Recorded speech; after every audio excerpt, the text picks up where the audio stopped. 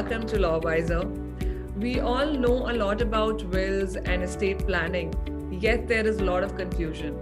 Post the pandemic, a lot of people were unaware of how to go about with these processes, which created a lot of confusion for many, especially going through turbulent times and then, handling all these legal issues with respect to wills, estate planning became quite cumbersome for many. So in this video, we would be discussing certain aspects of will making and estate planning, along with the impacts on businesses and certain do's and don'ts. To discuss this, we have an expert with us.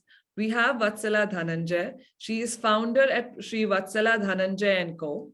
Welcome, Vatsala. Thank you for taking time out for us. Thanks a lot. Happy to be here. So, Vatsala, to begin with, there is a lot that have been heard about temporary wills. So if you can just explain to our audience, is it regulated under the Indian Succession Act, or will there be any specific act to be introduced for it? Let me just step back a little and explain about wills. Wills are basically unknown to Hindu law, basically to Hindus. So it was first introduced into the Indian Succession Act. And all wills by nature are temporary wills, because you can keep on making a new will each time. Let's say I make a will today and 6 months later I can make a new will. So the will which I made today is basically only a temporary will. So we call it in law as ambulatory. So wills are ambulatory in nature. What it means is the last known will made by me, and I am called, the person who makes the will is called a testator. The last known will of the testator prior to his death is the final. In that sense, all wills are temporary, and there is no so it's basically a piece of waste paper till the person dies. You can go to that extent of saying it, and there is no real I have not heard of any new legislation which has come to draft temporary wills, because people understand wills as if it's a permanent document, but it is not. It can be changed every day also if you so want. And there are just a few requirements to make a valid will. The person must be of sound mind. He should have 2 witnesses who see him or her sign it. And there should not be any undue influence in making that will, taking advantage of old age or fraud or things like that. And lunacy, all those are, person has to be of sound mind, and he has to have 2 witnesses. It can even be handwritten. It's a very simple document, actually. Thank you. Thank you for explaining that to our audience and making them understand that it is not really permanent until the person passes away, and then it can be enforced. So that takes us to another aspect of it, which is now quite commonly used by a lot of people, is estate planning. And there has been repeated, trying to create an awareness on estate planning. So if you can explain what is the potential difference between estate planning and will, and is it defined under any set of rules, regulations, or act? See, estate planning is not defined by any act, but it is more or less, a will is a subset of estate planning. So estate planning is something, a word which we have copied from the West. It is not defined in any of our enactments. Basically, what it means is this: how does a person take care of all his properties and his personal finances after his death, and to whom does he want to give it? You can have a trust, you can have a will. So I don't see any other tools of estate planning as such in India broadly. These are the only 2 things which a person needs for. So you can also die without leaving a will, without planning your estate, and it will devolve according to the community to which you belong. If you're a Hindu or a Christian or a Muslim, it will devolve according to the succession of that community. If you don't want that to happen, you can make a will and exclude 1 or 2 children, or you can give it to charity. The only condition is that if you're a Hindu, you have a right, you have an obligation to maintain your wife, and you have an obligation to maintain your unmarried daughters. If you don't do that, and if you give away the entire, if you will away your entire property, let's say to a married son, he will be obliged to look after the people from his bequest. So estate planning is a very fancy way of saying you can just take care of, put everything in your will, put everything, even your financial movable assets, your immovable assets, your motor vehicles, your jewelry, your bonds, your shares. It's not only for removable property, it's for everything. You can just make a will and it need not be registered also. It's just an optional registration. So, Vatsala, then, we also hear about, that businesses also need to segregate their assets. And, how does estate planning and all of that play a role here without, in case something happens to one of the founders or promoters, how will it work for such businesses without it affecting their mode of business? Yeah. See, for example, you should never run a business as a proprietary concern. Okay. Because a proprietor and the person is one and the same according to law. So if you do that, all your business loans and liabilities will be on you. And God forbid, if you have a bad business and if you have borrowed money and you can't repay, they'll come and attach your house also. So when you are running a business, the first rule of business is to separate yourself from your business. So even if you form a partnership firm, which is one mode of operating a business, if you are the last surviving partner, your personal assets will get attached. So the best way to start a business is to form a private limited company or an LLP, limited liability partnership. Okay.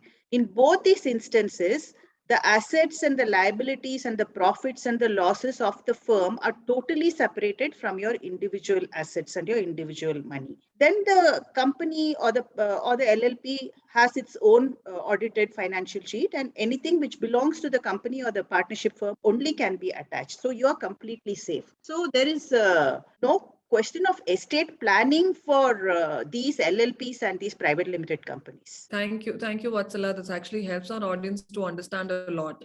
So, moving on to a final question, and something I guess a lot of our audience has in their mind. They have it in their mind, considering, will making and a lot of provisions regarding wills. People have doubts. There is lack of awareness and understanding of certain complications, how it can be enforced and what all points need to be considered while making a will. So if you can just help our audience, sharing certain do's and don'ts for people to keep in mind while they're making a will. Yeah, if possible, you approach a lawyer and make a will and get it registered. See, that is number one priority.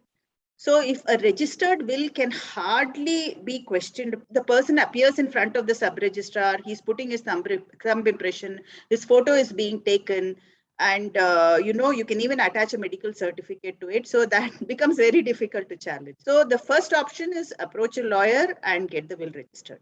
The second option is at least approach a lawyer and get a will which is unregistered. That is also okay because everything will be done properly.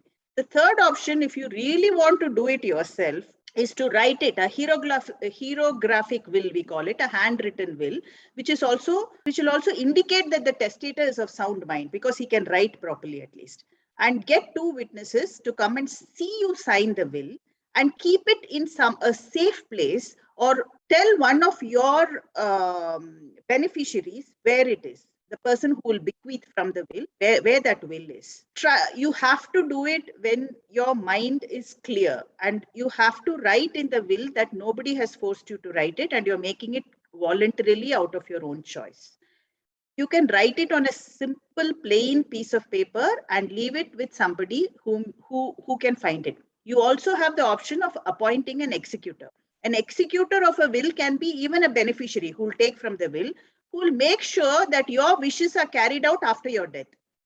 So a simple handwritten will attested by two witnesses when you are of sound mind is enough to create a valid will. Just to add on, Vatsala, any certain pointers for people to keep in mind with respect to execution of the will, if you would like to add it here?